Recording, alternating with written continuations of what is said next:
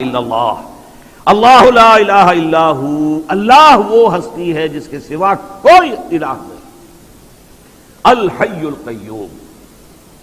وہ زندہ و جاوید ہے، از خود زندہ ہے، اور باقی جو بھی ہے ما سوی اللہ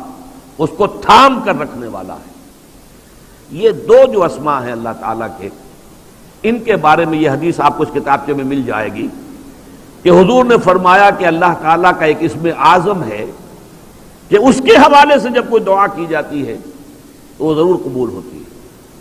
لیکن حضور نے یہ نہیں بتایا کہ وہ کون سا ہے۔ نشاندہی کر دی وہ قرآن کی 3 سورتوں میں ہے،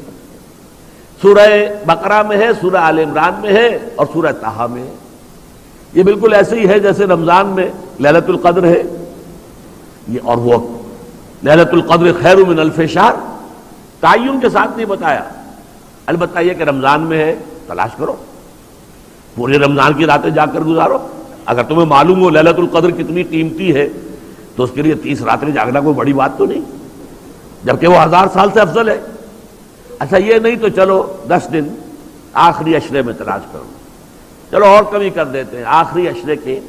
جو طاق راتیں ہیں اس میں تلاش کرو،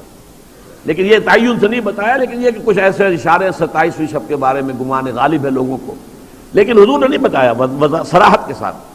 بالکل وہی معاملہ یہاں ہے کہ حضور نے یہ فرما دیا کہ اس میں اعظم ایک ہے اللہ کا، جس کے حوالے سے جو دعا کی جائے گی لازماً قبول ہوگی، اور وہ 3 صورتوں میں۔ اب اس کی تحقیق کی ہے تو وہ یہ نام ہے۔ یہ 2 الفاظ، 2 نام اللہ کے اس طرح جڑ کر بریکٹ کی حیثیت سے سورہ بقرہ میں ہے، وہ تو ہم پڑھ رہے ہیں اس وقت،